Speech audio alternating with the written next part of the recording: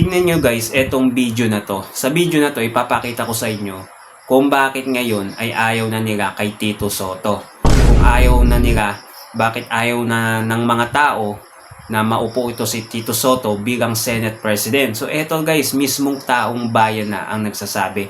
Panoodin natin ngayon, eto. Sabi dito sa video at sa tanong na to, gusto mo bang maging Senate President ulit?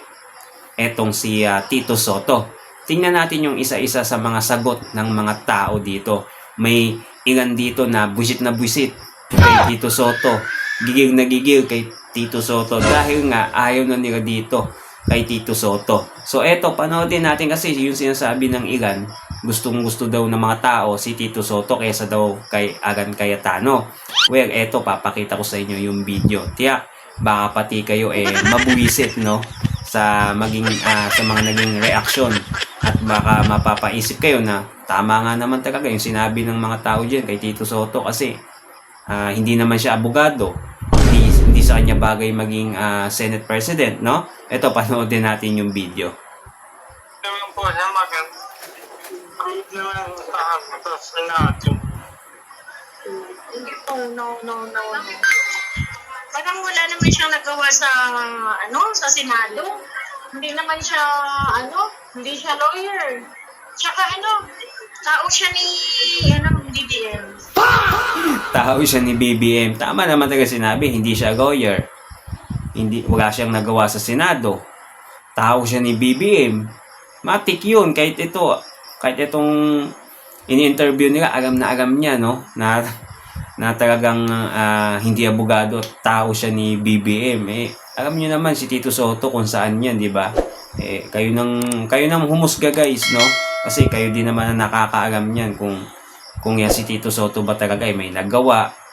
Dapat ba siyang maging Senate President ulit, di ba?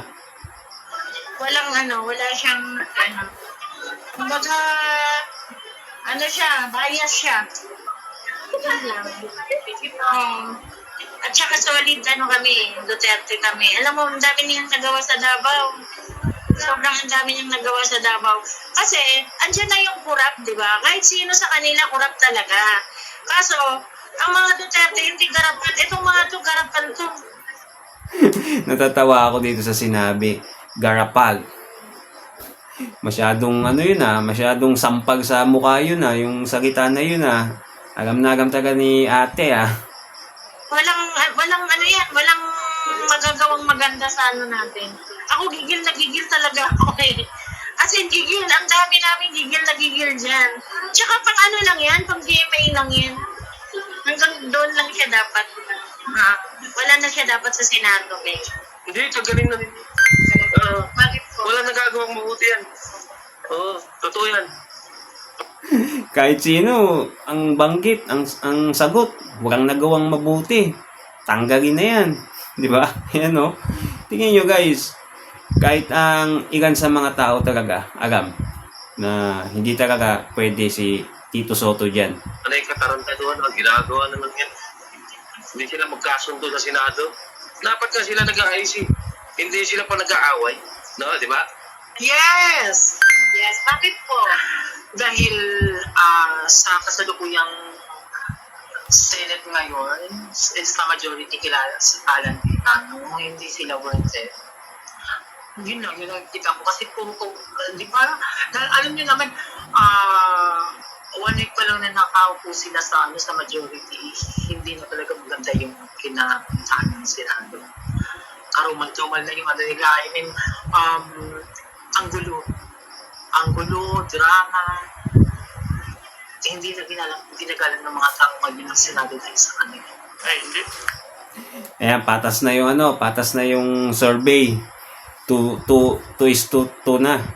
So may ilan na sa interview gusto at maganda yung tingin nila kay Tito Sotto. Meron ding hindi. Yan, tingnan natin kung sino magwawagi. Bakit, sir? Tuta yan. Gago yan. Okay? Wagang niya. Gigi daw. Tuta. May balik yan. Walang kwenta yan. Dito to. Wala yan. Pwede balik yan. Mas lalo gugulo ang blood control. Hindi na yan ibabalik. Bakit Basta. Naman mo gabi niya eh. Nagtalo sila ni Robin. Muslim ako eh. Si Robin ang ano namin. Ang ano ko. Ewan ko lang yung kasama ko. Pero ako si Robin po. Hindi, pwedeng Ako. Bakit sir? Ba't ayaw mo sir? hindi mo nagustuhan. I mean, Senator sa bilang Senate President. Bakit po ma'am? Kasi mas maayos yung Senado nung siya ang Senate President. Tsaka obvious naman na ang daming kasinungalingan ni Cayetano.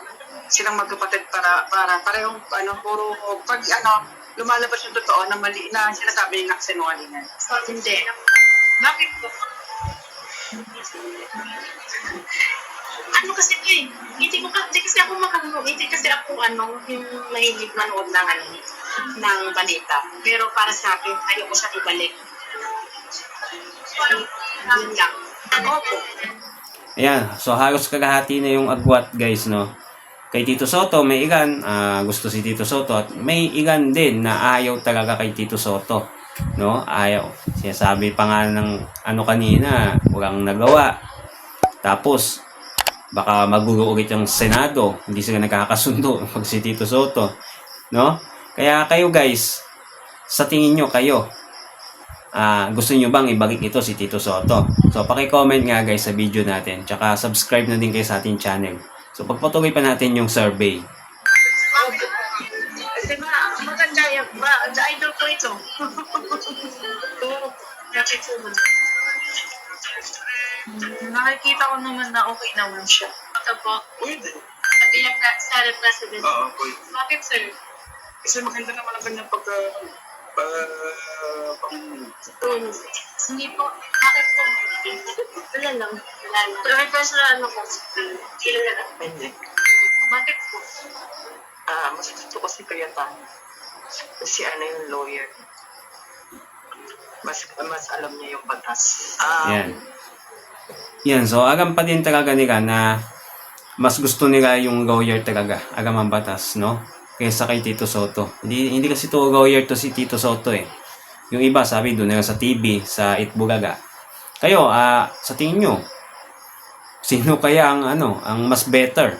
Si Tito Soto ba o si Cayetano? So tingnan natin, kakaupo pa lang ni Cayetano. Tingnan natin baka may magawa pa siya maganda sa mga susunod pa na future, di ba? No? Compare dito kay Senate President Tito Soto. Magaman natin yan at tingnan natin kung mapapatagsik din si Cayetano at mapapalitan ni Gatchalian, no? Yun lang, no? So, comment kayo guys kung masabi nyo at huwag nyo na din kalimutan mag-subscribe nang sa ganun nagagiging updated sa ating mga susunod pang mga video.